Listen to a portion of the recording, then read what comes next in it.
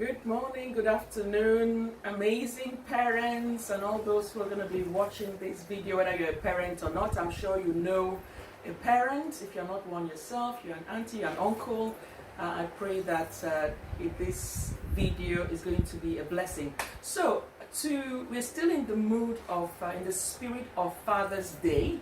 Last Sunday, I did an interview or a chat with my husband, and we were talking about the role of fathers in children's lives. And because we have girls only, we have 3 girls, I then had a lot of feedback from parents asking me to do one similar chat with a father who has teenage sons.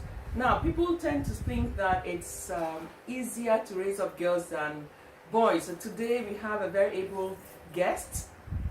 Our guest today is Mr. Andrew Shola Omolo. He's a very good friend to us. We've been friends for over 15 years, you know, in Manchester here. And we are very close family friends. I've watched him very closely, and that is why I have brought him here as an able person to be able to talk to us about, you know, relationship between father and teenage son. He has 2 teenagers. He has a girl and a boy, so he's got really rich experiences there. So he's going to be talking to us today. I just want to emphasize the importance of fathers. Really, I can't overemphasize it. That is why I think it's important. I don't even want. Let me not go to it, because I believe that my guest today, Shola, is going to talk to us, you know, and help us, you know, understand the different ways in which, as a father, you can really get into the heart of your son. So thank you so much, Shola, for agreeing to join us. You know, you are a very, very busy person, and I really appreciate the time. He has a heart for families as well. He's a business owner, has a huge chain of nurseries, so he's into, you know, he has a heart for families and children as well. So I don't know if you want to say a bit more about yourself, or we just go straight into it. Yeah, I just want to say thank you for the great privilege. I count it a great honor to be here, and it's my desire that whatever we discuss here today would, one way or the other, benefit families across our communities, across the society, especially in the nation where we find ourselves. There's a lot of people who need help and wants more wisdom about how to go about things. And I think this is a very good platform. Thank you for this, creating this great platform for people to be able to at least gain things that will help them in moving their home and their children in the path that is right for them. Amen. So I just also want to emphasize that Shola is a pastor. He loves God, and just like us, my husband too. And a lot of the things we're going to share will be drawn from the Word of God. So if you're not a Christian, because I have a very broad audience on all the continents of the earth, so if you're not a Christian, you know, you can still tap into the wisdom. I believe that, you know, the Bible is a great book of wisdom. You can still tap into it, or you can just listen to his practical examples that he's going to share and hope that it's going to bless you.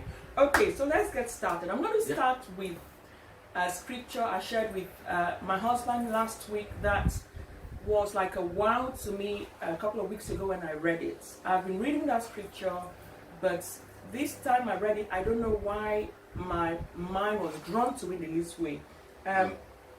In Luke 1:17, part of it where it was talking about the mission of John the Baptist.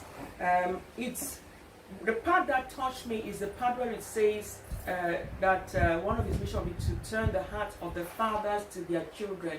And I felt if this great, you know, servant of God is coming to turn the hearts of the fathers to their children, then it is really, really something that is in God's heart. It's important in God's heart. Can you please throw more light on this scripture for us? Yeah, this scripture is very, very significant in the sense that there are 2 aspects of this scripture that I think is very, very significant to us based on what we are talking today. The first part of it that talks about preparing the way of the Messiah. So it's talking about readiness. turning the heart of the fathers to the children. It's talking about preparation, preparing the children for what they are supposed to be doing, preparing them for what life will throw at them, preparing them for what the nation will throw at them, the society will throw at them. And the second part of it is the one that talks about the hearts of the fathers, not the heart of the children to the father. That's right. It's the heart of the father Fathers to the children. So in other words, it's the father that needs to ensure that they are chasing after the heart of their children. Wow, wow. The hearts of the fathers are strained, whether by money, Yes. for some it's other women, for some is, there's so many things that are life is just taking our hearts off the children.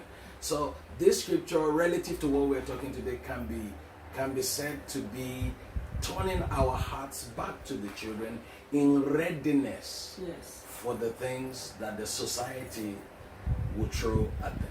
Wow. Now what you've said is really powerful, that it is the fathers to go after the children. And this is so important, especially during the teenage phase, where everybody, if you talk to parents of teenagers, they will tell you typically the teenager is in their bedroom, on their device, they want more interested in friends than their children. And the mistake that a lot of parents make during this phase is then to give the teenagers that space. But your teenager, even during that time, needs you more. So that is so important. Before we go on to the strategies, a lot of times when parents have come to me for counsel, because I've worked with a lot of parents, and I share some of the strategies, they say this. They say that it is easier to raise girls than boys. And I don't see that particularly, because I've also worked with parents who have had very challenging teenage girls, even girls like age 13, who have been very, very challenging for their parents. So I'm happy that you have a teenage girl and a teenage boy. So do you agree with that statement, that it's easier to raise up girls than boys? The good news is I have both of them. Yes. And I think, to be honest, there is no difference in terms of what you have to give up. It has to be the same. There might be a little bit of differences here and there in terms of what they expect and things, but in terms of the character, the input of love, the input of time, the input of communication is the same. You have to relate with them the same way and begin to look at what makes them different from each other. Yes. So, but in terms of the boy and the girl, no, is the same. Fantastic. You mentioned the key principles there. Yeah. Time. Yeah. Love. Yeah. Instilling the values. Yeah. The character. That's right. That is it. That is the bottom line. And then understanding the children. That's right. So whether they are boys or they are girls, there are some girls that are very boisterous. Yeah. So even like I have 3 girls, each of those 3 girls are different. So I know them and know how I can reach to their hearts. Right. So that is really amazing. Thank you for that. Now you have a son, teenage son and daughter. Yeah. So can you just share with the parents watching us today some practical strategies for connecting with them? Because I believe reaching out to the heart of your child is through connectivity. So what have you done so that if some parents have daughters, they can know what to do, and if they have sons, they can also know what to do? The first thing I want to say is that we have to have this understanding about this thing called parenting and look at it from the perspective of what do we want to achieve with our children. Wow. Woo, you nailed it. I'm you nailed it. That is called, I shared that once on my Facebook page. What is your parenting goal? And someone asked the question, What do you mean? Do you have to have a parenting goal? But please share with us. Let me not interrupt you. Right. This is very significant, and I will tell you why. So in August 2018, God started talking to me about sustainability and legacy. And one of the things, and he talked to me based on two fathers. One is Abraham and one is Eli. You know, and I began to look at the life of both of them and some of the distinguishing factors that made one to be a success and the other one to be a failure. Please look at this very deeply. One is a pastor, or like we call them now, pastor, or a priest. Yes. And then the other one is a businessman. But the life of his children, who is a businessman, turned out better than the one, but you would think it would be the reverse. Now, understanding the purpose and the goal of why you're a parent, I think is very, very key. Absolutely. To ensuring your strategies match what you want to achieve. Wow. You don't set a strategy, even in business, without knowing where you're going, or else you'll be beating the air. That's right. So after looking at these things, I thought, okay, 1, 2, 3, 4, and I shared this on my page some time ago. 7 things I want to instill in my children. Strategies to make sure those things work. 7 ways of making it work. Fantastic. And wow, that is called intentional parenting. I'm just going to list them so that people can pick it. But I want us to really get that aspect of understanding. Okay, God has given me 2 children. Why? You have to sit over that first and look at, why did he give me 2 children? What should I be doing with them? And what is the essence of my living with them? That's right. Once you get those things, then the strategies can follow. And I would like us to look just quickly at this. In Isaiah 58:12, and I'll use Living Bible so that everyone from your audience can understand. He said, your sons will rebuild the long deserted ruins of your cities. So we don't just have children so that we can send them on errands and go and get me the cup, go and get me the spoon, go and get me this thing. They have a bigger assignment. I believe so. And we are here to help them to get to where the assignment that they've been ordained to do, they do it with dexterity. They understand why, and they go there and perform it with all their purpose. So they're here within the city, within the society. But then what shocked me in that scripture is that they said, and after they have built the city, you will be known. Me and my... So they will do this stuff, but it's my name they will be calling. The father of Felucia, or the father of Japheth. You know, they will be calling my name based on the things that my children are doing. And that is very significant for me. Once we get this, that, you know, they're being built up to do the assignment that God has ordained for them to do, and in the hand, something, and if they don't do well as well, our names will be called. So this is very important. So going to the strategies, one for me is love. Yes. I show my children that the foundation of everything I'm doing with them, for them, is love.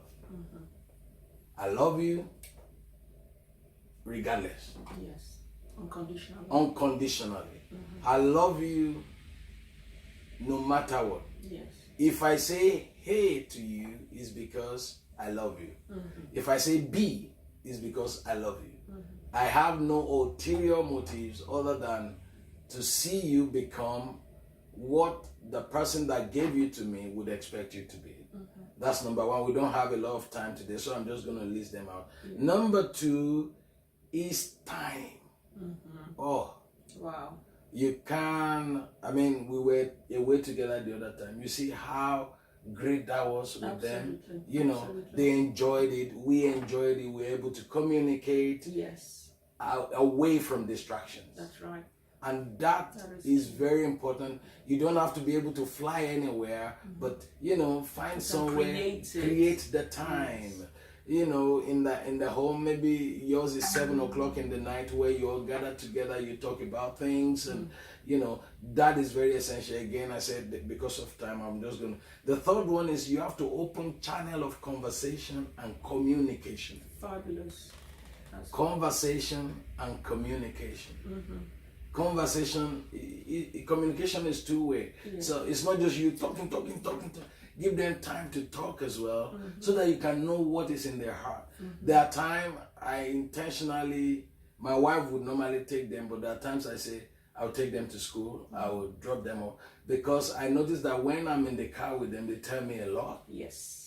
I mean, it's invaluable. It's invaluable because you talk about time. Yeah. And for me, the time I travel to take them to school and back, it's so the things we talk about, the questions they ask. Sometimes we listen to things and we discuss. Yeah. It's been invaluable. That's because we are quite busy. So every little time you have, you don't have to. We have to just be conscious. As I said, once you are intentional as a parent, you will pick up those times. That's right. Yes. You will find it. I mean, there are times I'm a very, very, do they call it workaholic? I just like working. But there are times I'm in the office and I just shut down and say to myself, I'm going home. Because sometimes I work late into the night, but my heart is just drawing towards my children, and so I want to be there. I want to find out, and as soon as I get in, so what do you do? What is this? What is that? What happened today? And all of that. The fourth thing is spirituality. Yes. This is very important. I am a very, very intentional parent on spirituality, because I was raised mostly by my mom. My dad is a research scientist. He travels a lot, they send him to substations and all of those things. But my mom was there, and she would take you to church. You will pray in the morning, pray in the evening. No matter what is happening, you will be in those prayers. She will wake you up with a bell and all of that. And that has helped me now. Absolutely. And I know that it is a virtue that I have to instill in the children with my wife, so that they can get it. And I tell you, if you ask me now, and I was talking about this with my wife some few days ago, what is the greatest thing I think we are achieving as a family is the spirituality of our children. Yeah. It's amazing, their depth of revelation. There was a day Jeffrey was saying to the mom, "Oh, why did you disturb me? I was praying fervently there." That's so right. Yeah, they've gotten hold of these things. If they share scriptures with you, you'll be amazed. And so these are things that I think that as parents we can't sweep under the carpet. We can't sweep under the carpet. So again, I put the 5 on. Don't use your children to play relationship games. Something's happening between you and your spouse, and then one is saying something to the children, and the other one. All those things that people do, when things are broke. Instead of them talking to themselves, they put the children in the middle, and then it becomes a key issue for the children, something they don't have to. They can't carry that burden. Exactly. They don't understand relationship. Yeah, but people use them. Yeah. Yes. Somebody take the child over there, and then you can see your dad, and all those things. I know, things can happen between people, but please preserve the children from it. You're fantastic. Yeah. Thank you so much for that. I like and that. I will just put this as the last one so that we can go to other things. Lead them by example, not by words. That's it, yeah. People talk a lot. Yeah, you're not doing this. But they're not seeing you doing it. That's right. You didn't pray, but you don't pray. That's right. You're expecting something from your children that you're not doing.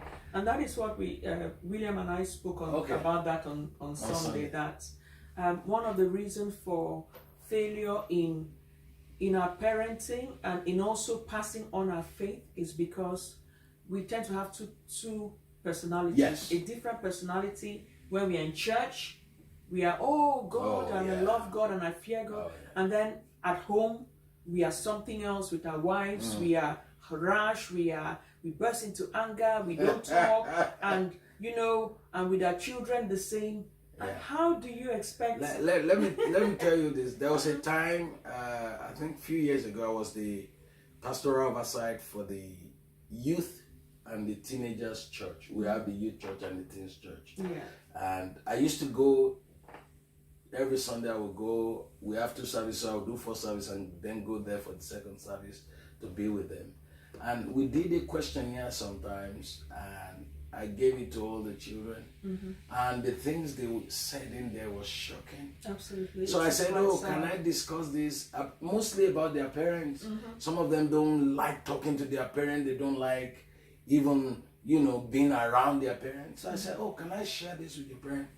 They said, "Please, no, we don't." So they are not open to discuss with their parents. Yeah. There's no channel of communication within the house. The children can't tell them how they are feeling, either because they are scared or the environment has not lent itself to those things. And I felt a little bit bad that many of our children can't actually talk to us about their feelings, and because they don't know how we're going to react, whether we're going to break a window or something, you know. So, and I think that has to change. That's right. We have to get to a point where our children can say things to us when they're going through things. I'm going to pick on 2 things that you mentioned on your list of 7. Yes, please. Because I do believe that they're very fundamental. Obviously, spirituality is fundamental, but for our audience, I want to stay with love, and I want to stay with. I think you mentioned time. Interaction and communication. So, with your son, because you know people feel girls are chatty, they can talk and they are easygoing. Now, with your son, what are the things that you practically sit down and talk with him in terms of interaction? What are the things you do with him during the father-son time? So what I normally do with him is I let him talk. He's a very intelligent guy. Yeah, he is. So I try to ensure I give him that space. Like yesterday, he came to me and said, "Oh, I've got 3 of my exams that they did some exams or tests in the last few weeks. Got 3 of them back. I got 80. So I said, "Oh, that's great. So what's the next step?" So I try to challenge him on things and see ways. But few things that I've been able to instill into him. One is that self-confidence. Wherever you are, you have to be yourself. So he can come home and say, somebody said this in school and this, and I'll be like, remember who you are.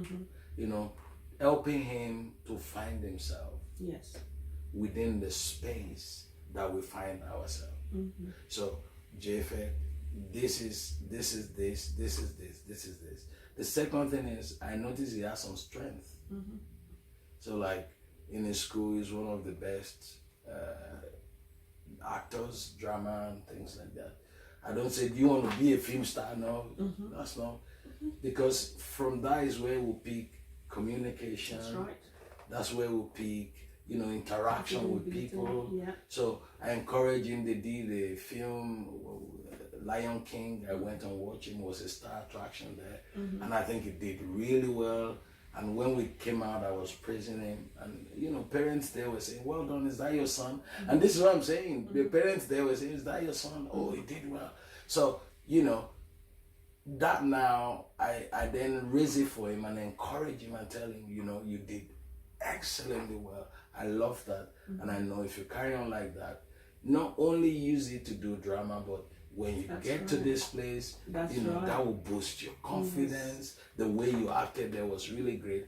And those are things that I try to do with him in the time. So there are areas as well that he needs improvement. And sometimes when he was growing up, he doesn't know how to use the roller skaters, Mm-hmm. and he will cry without trying so hard. Initially, it was bothering me that why does he cry on you know, face a challenging yeah, phase. when you face a challenge, Mm-hmm. you know. And I was thinking, you know, you face a lot of challenge in life. Mm-hmm. So I started to talk to him. I like talking to my children. I think it's the best way to train them, is the best way to let them know your heart concerning anything. Yes. So I started talking to him. I started to say to him, so, and then I noticed when he started doing his bike, Mm-hmm. to how to ride a bike, there was a difference. Now when he failed, he try again. He fails, he try again. Mm-hmm. And then one day we just went out. In fact, I recorded that. It was so surprising to me. He just went on the bike and was able, and then I called him. I said, you see how you did that? Mm-hmm. This is how you do. You will fall sometimes. You stand up and try again. Mm-hmm. And I think in school now is learn about Thomas Edison, those guys that tried so many times before they got. So I think that is what I tried. I don't force them to. The only thing I would say I push them a little bit is their spiritual, because I know it is not very even for those who are matured, it's not very easy for your flesh. Yeah. Mm-hmm. They just say, let me go and pray now, or let me go and study my Bible. So sometimes I encourage them to study their Bible. I encourage them to pick up, you know, prayers. And then we do a lot in the house as well. So we just naturally, it's like saying William's child cannot pray in tongues. I will ask questions. Whether it's a guy or a girl, it doesn't matter. I will ask where the girl came from. So those are things. The more you do it in the house, the more they pick it. Yeah. Yeah. I know, you know, one thing I also admire, you know, we have similar values, your family and ours, is you make time, because you are a busy businessman. You make time. Almost every holiday you go away, and just like my husband, to get him off work is to go move location. Now you don't have to move location, but I think that is good, because, you know, we've met on one holiday together where you actually separate out a time to go interact with the children, play with them, it's tennis, you know, bicycle riding and all those things. Now, how do you think this kind of down to earth, what is the benefit of that down to earth interaction, especially between father and son? It's very important for your children, whether they're son or girl. It's very important for them to know that you can come to their level. You can be vulnerable. They can laugh. You know, you try to hit the tennis ball, you miss. They laugh. Ha ha ha ha. Daddy just missed that. Yeah, it's okay. It's part. You know, it's part of their training. That's right. To know that you're not perfect. Very important. Very important. You're not a perfect man, but you're trying to attain to perfection. That's right. In all the things. So I mean, I'm trying to get them into to think about business. If it's not their line, it's okay. But you know, so if a deal does not work, they know. If we're doing something in the business, they know about it. Yes. If we're trying to buy a new nursery or buy a new house, I tell them about it. So we're trying to do a new kitchen now. When we came back, we show them, oh, this is what the kitchen might look like.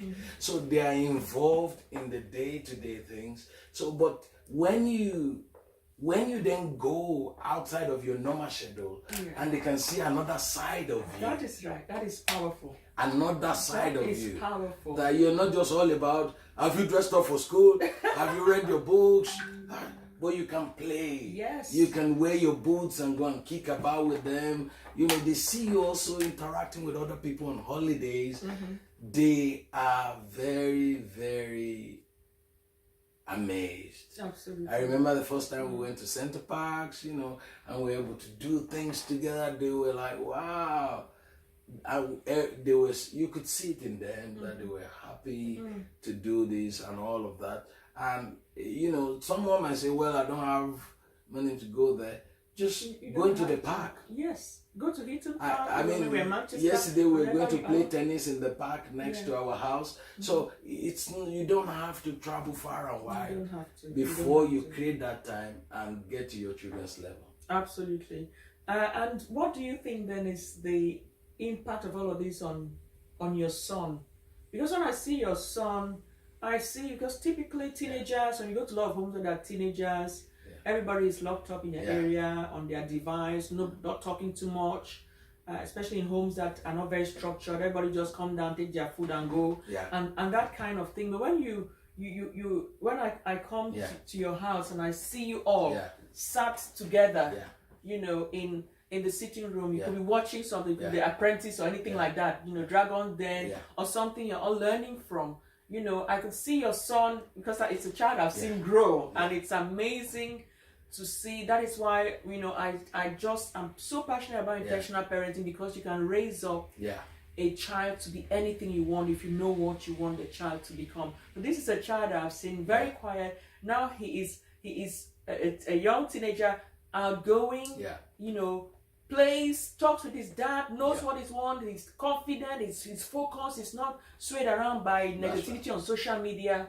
You know, I mean I mean, you can see when he walked in now, he came to give me a hug. Yes. And that's a teenager. And that is very unlike for teenage boys. Because people very think unlike teenagers, teenage boys. But these are things that comes from them understanding that you really love them. Yes. Does it mean that I don't discipline him? I do. That is part of love. Yeah, that's part of love. That is part of love. That is the greatest part of love, actually. So the discipline aspect comes in, but the love covers that. That is right. He can see. I mean, I wanted to say this, that my children, you will know this as well, that they started from a what do you call it? They started from a local school. That's right, a public school. A public school. Yes. And from the public school, they move on to the higher school. The main reason why I moved them from public school is because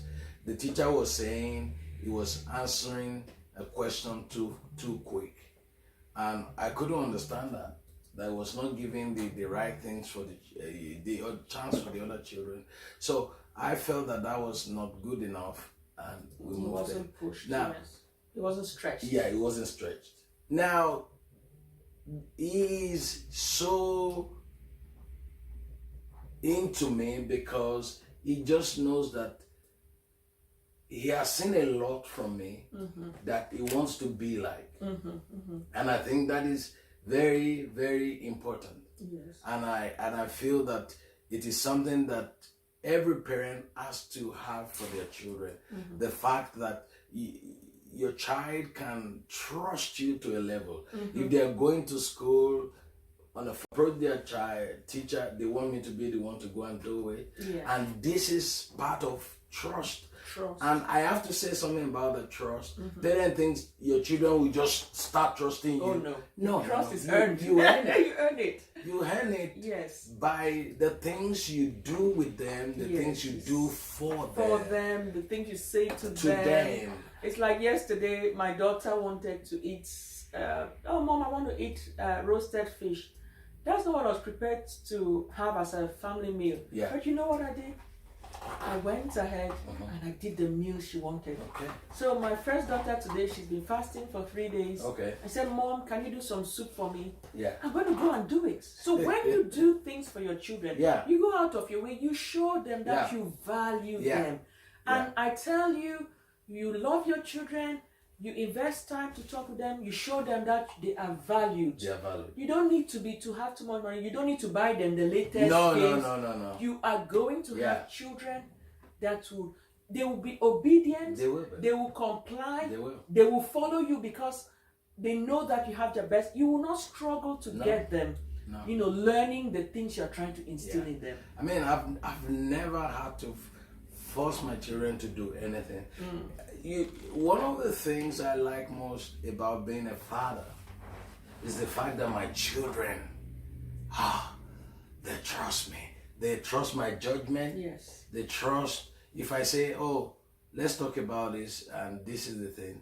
They just trust. If I say, oh, reading the Bible will change your life forever, you see them pick the Bible. Yes. And not because I say it, Yes. but because they trust that when I say something, there is a love reason behind it that will help them later in their life. Yes. And I think that's can very I just important. add to that? Wow, our time is gone, but there's so much we can talk about. You know, maybe we're going to have another discussion. No problem. Because the aspect of the family being a team Yeah. is something that we feel strongly about. Yeah. If we are starting anything, They have to. it is a family, and They it have is to be so powerful. powerful. Yeah. Let's not go there because it's It's another another conversation, discussion. Yeah. and I think we're almost getting to the end. So Okay. I just want to ask the last question. Yeah. For the sake of our parents, especially from our background, Yeah. a lot of times when I go to do talks in places, Okay. it is women that are available to listen.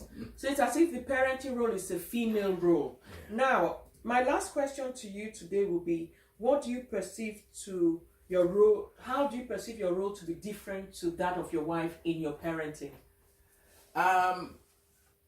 My wife and I work as a team with the children, and that is very key. There are some things they will tell her. She will come and tell me and ask me to discuss it. There are some she will discuss with them, but there are some she knows, and this is very, very significant for parents. You have to know what each other are good at, and who can do what. Wow. Yes. Within the setup. Fully agree. And that is where that team thing Fully comes agree. in. Yeah. Fully agree. What can William talk about Yes. better than you, and what can you talk about better? There are some that I would say, you're the best to deal with that one. Sure. There are some that I will just take on. Now, most of the time, our role is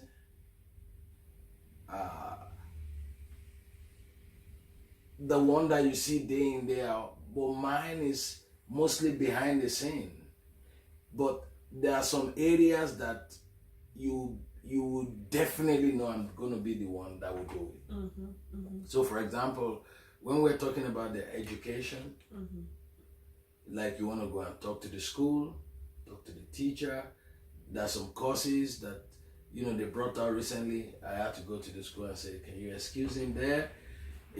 I'm not shy to do that. Sure. I'm the first We have to protect our point children. of protection for my children, not the school. Yes. And this is the problem we have. People think the school will do all the work they should be doing for them. Why they go and work? No. The school won't do that for you. The school will help you to a certain point. Do you know the school did not argue with me about excusing my son from those courses? Because we have those rights. Yeah. But it's just parents But people don't know. afraid or they don't what want would they say? Yeah. They won't say anything. It's the way you present your case and the way you deal with it. So my wife would do things like you would say, if they want something like that, oh mommy, I've been fasting, can you do me this? My wife will be there. My wife will be there to that day to day. She's there. But when it gets to things that can affect their future, we work as a team on it. Or who has the best strength? We don't compete on the children. We know who is. No. They should listen to me. No, they listen to all of us. One way that also that working together has, one thing that one way which it's helped us is that sometimes, like obviously I spend more time with the children, just like Folake as well. So a lot of the times I am the one in charge of the discipline. That's right. So when I discipline and I have to discipline and the consequence can be tough. Yeah. Yes, at the time when the child is unhappy, William takes over and comes and calms down the child and explains why mommy has, disciplined you in that way. Yeah. We love you, and it brings it down. And sometimes when that is hard and the child is she comes to mommy and mommy comes, and it is so important to really to work together that way, so that there's no parent that is the black leg, you know, in the family, and the children know that we are working together in everything, and it's for their good, and they cannot play us against each other. So I found that to be powerful, and I want to encourage all our parents. The team approach, I can't overemphasize it. And I think the team approach also stems from a good relationship with your spouse, because if you're not relating right with your spouse, there's no way you can work. And I think that's where these things start to break down. That's right. Initially, when that is not there, absolutely, it just starts to break down from that point. And it's very, very important that parents just have that mind that the children needs to be preserved from their marital thieves. That's right. Whenever they have it. That's right. And it's very significant. Absolutely. So to round up, do you have one or two words for our parents watching you? I just want to say that, you know, these, like Paulina said, we have a number of childcare business across the location we find ourselves, and you know, I see day in, day out parents struggling with their children, dad over there, mom over there. The children at the end of the day are the one that bears the brunt of it. And it is so essential that we do all we can to be as one in the family and ensure that the children enjoy their childhood and become the future influencers of the society that we find ourselves. Absolutely. The second thing, anything you don't understand, ask somebody. When we wanted to put our children in the paid school, we consulted with Pauline. The things, you can't know everything, and you have to ask somebody. Don't make the mistake and then go and ask. Ask before you take the step if you're not sure. And the last thing I want to say is, and this is what God told me, He will only show you depths of things if you get your home running according to His plan. He said, as far as Abraham is concerned, I can't hide anything from him. So you want to see into the future more? It's only shown to those people that will keep it going.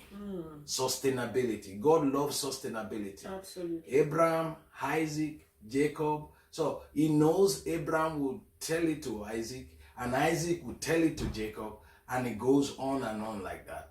So for you and for myself, we have to have that in mind, and that's what guides me all the time. The quote that I wrote is, if you don't train your child early in life, you will break your neck like Eli late in life. Wow. God bless you, Sister Pauline. Thank you so much. It was a real pleasure an honor to have you. Thank you. Yes, and I'm sure we'll be talking again. We'll be talking again, that's right. Thank you so much for following. If you have any questions, you have any areas you want us to talk about, please feel free to just inbox me and we're going to talk about it. God bless you richly. Thank you, everyone. God bless. Have a great day. Bye-bye.